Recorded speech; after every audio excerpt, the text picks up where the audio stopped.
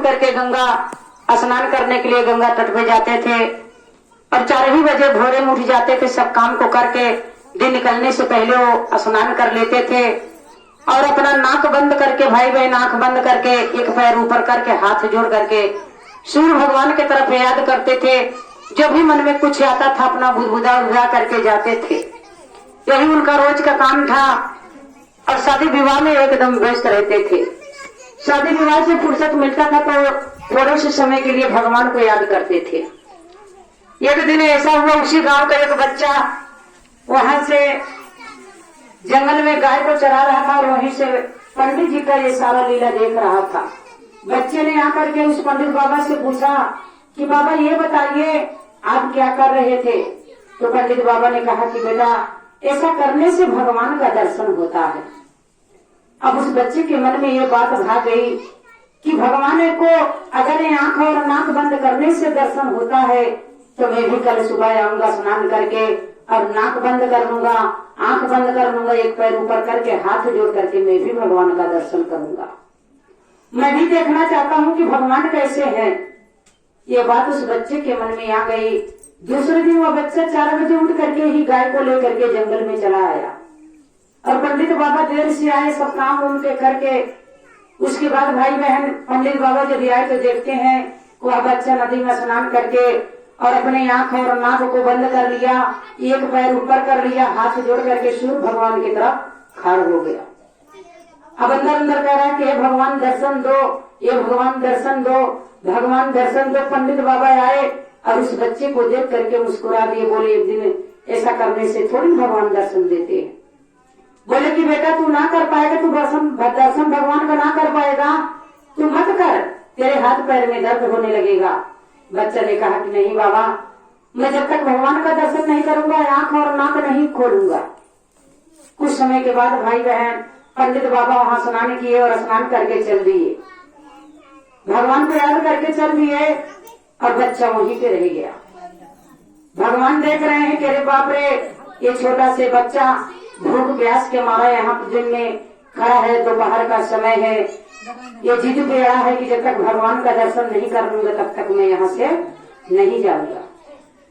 अब वो बच्चा क्या किया, धीरे धीरे शाम हो गया, भगवान दर्शन दो, भगवान दर्शन दो करके यही सब वो अपने शरीर को, अपने भूख को नहीं एहसास कर रहा, तो भगवान के दर्शन को एहसास कर रहा था।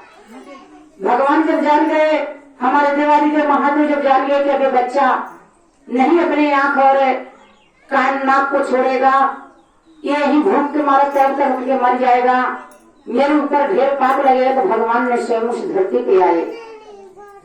धरती पे आए, बोले एक साधु के भेष में, बोले बच्चा आंखें खोल दो, मैं तुम्हारे सामने हूँ। बच्चा के कान में 2 बार आवाजें गई। बच्चा देखिए कितना चालाक था, अपनी एक आंख थोड़ी सी खोली और एक आंख ढक ली थी। एक आंख थोड़ी सी खोल करके एक आंख ढक ली और भाई बहन सोचा कि अगर कहीं दोनों आंख खुल गई तो मेरा प्रतिज्ञा टूट जाएगा, इसलिए उसने एक आंख थोड़ी सी खाली खोली थी। जब खोल करके एक आंख से देखा तो साधु उसके सामने खड़े हैं, बोले कि बच्चा आंख खोलो, मैं भगवान हूँ। वह लड़का पूरी आंख खोल दिया। उसने कहा कि आप ही भगवान हो? बोले कि हाँ मैं भगवान हूँ। बच्चा ने कहा कि बाबा आप यहीं पे ठहर जाइए, मुझे तो नहीं पता है कि भगवान कैसे दिखते, मैं अपने गुरु जी के लिए आकर के आ रहा हूँ। गया दौड़ता हुआ बच्चा, गुरुजी गुरुजी गुरुजी करता हुआ, बोले कि हाँ बच्चा। बोले तभी भगवान आए हैं, अब हमें बताओ भगवान क्या वही है? पंडित बाबा हंसने लगे, बोले कि अरे इस कलयुग में भगवान कहाँ दर्शन देते हैं। उसने कहा कि नहीं चलो पहले आप देख करके बताओ। पंडित बाबा मन में अपने बोले इस कलयुग में भगवान कहाँ दर्शन देते हैं, लेकिन भाई बहन लगन अगर साहब जैसी हो तो परमात्मा जरूर दर्शन देते हैं। तो बच्चा ने जीत के गया और बाबा की धोती पकड़ करके वहां गंगा तट पे ले करके गया। तो भगवान ने कहा रे बाप, किसको ये बेटा दर्शन कराने के लिए बच्चा लिवा करके चलाया, जिनको मैं दर्शन नहीं देना चाहता था। अब लड़का ने ले जा करके वह बच्चा खड़ा कर दिया, बोला बाबा बताओ गुरुजी कहिए भगवान है? अब गुरुजी के तो आंखों पे पट्टी भगवान ने डाल दिया। कहा कि बेटा मुझे तो कुछ दिखाई नहीं दे रहा है। उन्होंने कहा कि तुम किसको देख रहे हो? बच्चा ने कहा कि बाबा मैं तो गुरुजी मैं तो साधु बाबा को देख रहा हूँ। लेकिन फिर वो कहता है कि देखिए अब देखिए, भगवान को ले आकर के उसके बगल में खड़ा कर दिए, बोले कि अब देखिए। तब भी पंडित कह रहे हैं कि नहीं मुझे दिखाई नहीं कुछ दे रहा है। बोले कि सिर्फ तुम दिख रहे हो, बाकी मुझे और कोई नहीं दिख रहा है। बच्चा क्या सोच रहा है कि लग रहा बाबा गुरुजी अकेले ही भगवान का दर्शन करना चाहते हैं, अकेले चीर पर्चे रखना चाहते हैं, इसलिए मुझे नहीं बता रहे हैं।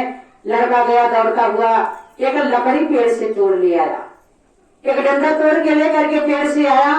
बोला गुरुजी अब जल्दी से बता दो, नहीं तभी इसी डंडे से मार मार के सारी हड्डियां तोड़ डालूंगा। लेकिन गुरुजी को जब वो भगवान दिखे तब ना, अब बोले कि नहीं बेटा मुझे तो कुछ नहीं दिखाई दे रहा है। अब लड़का लगा उसी डंडे से मारने, पंडित बाबा को मारने लगा और पंडित बाबा भागने लगे इधर उधर। बोले बेटा ना मार, मुझे कुछ नहीं दिख रहा है। अब पंडित बाबा को मारते मारते वो बच्चा अधमरा कर दिया। भगवान ने कहा कि बेफालतू इसकी जान चली जाएगी मेरे कारण, ले आओ इस पापी को भी मैं थोड़ा सा अकल दे देता हूँ, इसकी आंखी के पर्दा हटा देता हूँ। भगवान उसके आंख का पर्दा हटा दिए। जैसे ही आंख का पर्दा हटा तैसे भगवान को सामने पाए वो पंडित तुरंत अपने गलतियों को स्वीकार करते हुए भाई बहन बाबा भोलेनाथ के चरणों में जाकर के गिर गए और बाबा भोलेनाथ से अपनी सारी गलतियों को माफी मांगे और बच्चे से कहने लगे कि हाँ बेटा यही भगवान है। भगवान को देखिए बालक के बदौलत पंडित बाबा जो रोज करते थे, मैं नमः शिवाय बुदबुदा लेते थे, उनका कोई भाव ही नहीं बनता था। लेकिन उस बच्चे के अंदर कितना भाव जगा, वह बच्चा अपने परमात्मा से कितना लगाव लगाया कि भले देखिए वो छोटी सी नन्ही सी जान परमात्मा को देखने के लिए भूख प्यास और त्याग दिया मेरे भाई बहन, क्योंकि उसे भगवान से प्यार हो गया था। हम आप अगर इसी तरीके से अपने बाबा भोलेनाथ से प्यार कर ले, इसी तरीके से अपने गुरु से लगन लगा बैठे, तो कभी भी दुख हमारे घर में झलक भी नहीं दे सकती भाई बहन, सुख के सिवा।